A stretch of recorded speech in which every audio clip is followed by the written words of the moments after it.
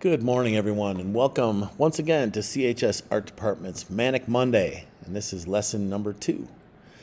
So my name is Mr. Miller, and I teach sculpture and IB art here at Chesterton High School. Today we're going to investigate another piece of artwork.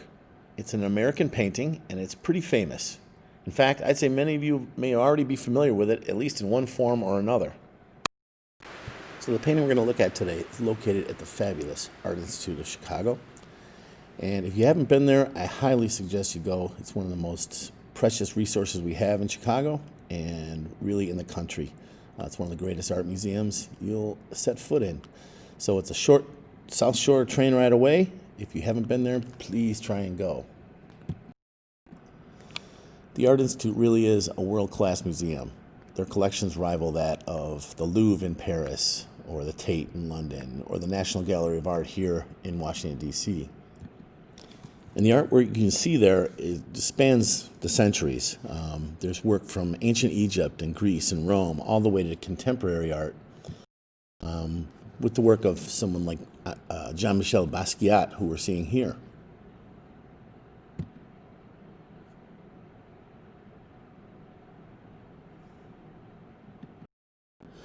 It's also the home of many other great masterpieces that are often reproduced. This one's called Sunday Afternoon at Le Grand Jatte, which is the name of the park, and it's done by the artist Georges Seurat. This, too, is one of the most reproduced pieces of work in the Art Institute's collection.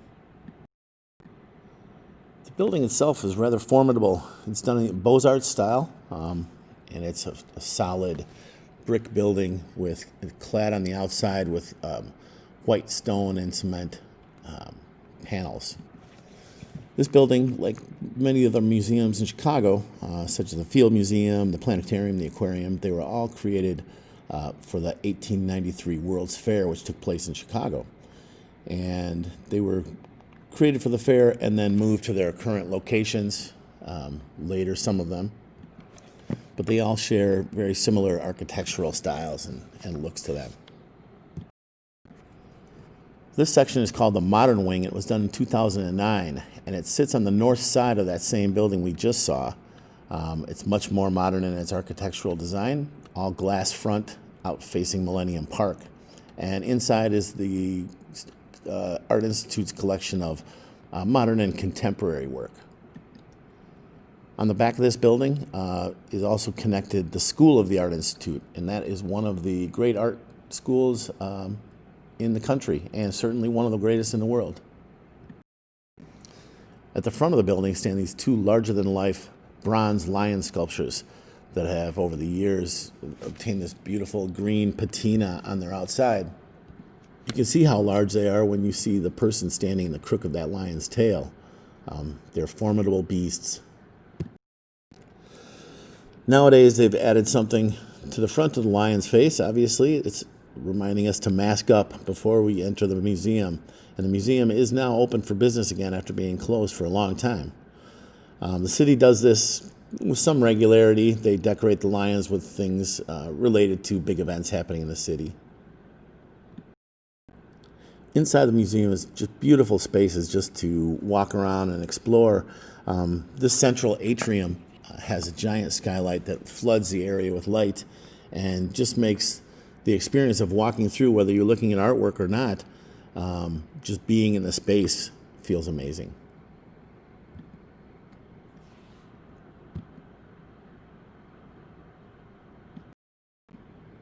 The painting we're going to look at today is located in the American wing of the Art Institute, and this gallery is devoted to American artists working over the last, say, 150 years or so. Our painting today is located directly ahead of you, right in the center of this slide. Have you seen it before? Look a little closer.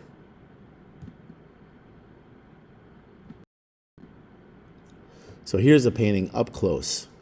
The painting is titled Nighthawks, 1942, and it's by the New York artist Edward Hopper. This painting is one of the most recognizable and famous American paintings ever created by any artist. It's the single most requested image for reproduction from the Art Institute's collection. And that's saying something. The Art Institute bought this painting. The year it was created and first exhibited in 1942. And they knew it was going to be an important painting, and it certainly has turned out to be so. This painting's influenced everyone from cinematographers to photographers, writers. Hopper is considered the first existential painter for all you English buffs. The thing I find just fantastic is that being such an influential painting, it has spawned just countless imitators and people recreating this scene with their own characters. Some of them hilarious, some of them beautiful. Let's take a look at a couple right now. Homer eating donuts.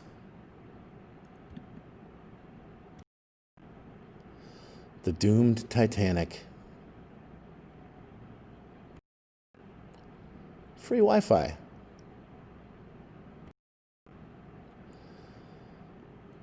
I could probably show you 100 more of these today and take up your whole morning, but I will not. I must, however, show you my favorite. Of course, it's Star Trek. Please bask in the glory for just a moment or two. Okay, now back to the original. So if we look at the formal qualities of this painting, first and foremost, we start to see that this has a really horizontal design in the composition. The lines coming along the sides of the windows, the tops and the bottoms of the windows, the bar, the street, they all contribute to this side-to-side sweep in the composition itself. Horizontal compositions tend to have a very calming effect and very kind of quiet in their designs. The verticals that you see, like in the door and the walls, the glass of the windows, and in the streets, those create little side-to-side sort of spots of order. So as your eye kind of travels along this painting side to side, they create a little stabilizing force and also contribute to that kind of calm and very regular composition. Some of you guys may have noticed that there are diagonal lines in this composition, but they're so gently sloping and kind of subtle that they really read more as horizontals here. Diagonal lines can be very powerful when you're making your compositions and sometimes overpower things with their directional weight. In this painting, it really isn't a factor. Any painters might notice a color scheme. There's a complementary color scheme happening, particularly in the exterior where the greens and reds that are darkened, subdued values kind of cancel each other out and maintain that sort of simple and quiet outer border around what the action or inaction is. I guess what's more important to me often, especially with a painting like this, is the content. You know, we're trying to figure out when we see a story like this, we know there's some sort of narrative happening. There's some sort of story going on. This painting kind of draws you in toward the light like a moth. We're coming from, as a viewer, from outward in this dark, shadowy world toward this illuminated section, the light and the darkness. And we see these people have gathered under this light. They're in a room together, but there really is not much interaction. There's no human connection here. They seem to just be existing. This painting kind of begs us to create our own narrative or our own storyline to better understand what the artist might have been thinking when he was creating it.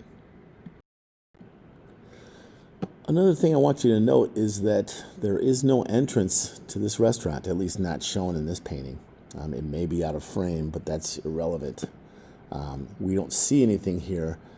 So the general vibe is that we are looking in at something. We're viewing these people from a distance. They're separated from us by an invisible barrier of glass.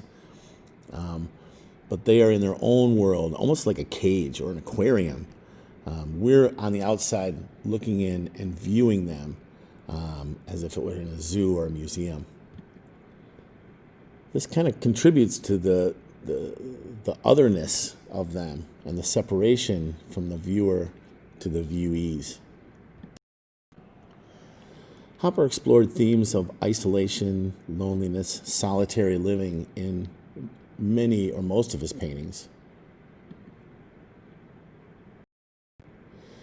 People alone, living sort of their lives solitarily at the edge of the world. A lone man works here as gas pumps at dusk at the end of the day, right at the edge, the very verge of nothingness that forest represents, the mysterious unknown or the wilderness of the world.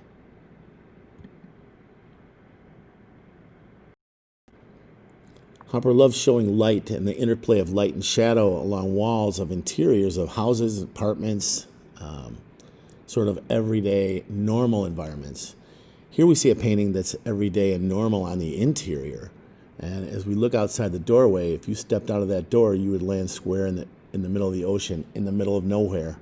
It's as if this is floating somewhere in the middle of the sea and undisturbed by anything, no wind, no nothing. It's pretty surreal in its composition, correct?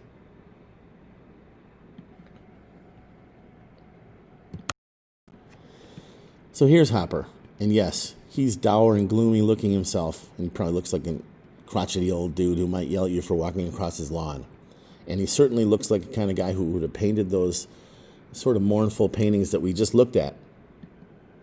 If you take a look at the timeline down in green here and the years he was working, you see he was working right in the middle of, he began working in the middle of World War I. He moved and worked through the Great Depression, and he created this painting in the middle of World War II. So he had lived through a life of wartime and kind of deprivation, and he observed a lot of this stuff. At the same time, people were moving en masse kind of from the rural areas of the country and starting to inhabit cities more. And he would have certainly observed many people experiencing this transition and probably having a hard time. And so this means it was probably kind of a gloomy and difficult time to exist and to paint. This provides some context when you start thinking about and trying to understand his work and why he chose these melancholy themes for his paintings. What I love about Hopper's work is that his paintings are beautifully created. They're saturated in color, and they pay attention to light. There's obviously stories and narrative and content within, but it's all open-ended, and it's all untold, so that we're forced as viewers to add our own story to these things, to kind of understand his work through our own experience.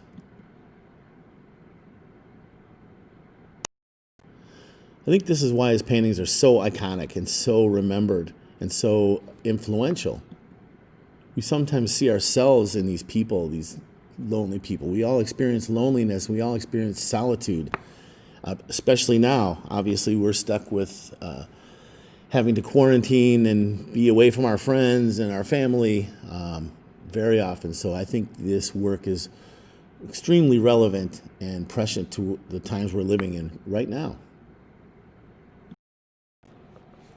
So finally, your assignment for today is to write your own narrative for Nighthawks 1942.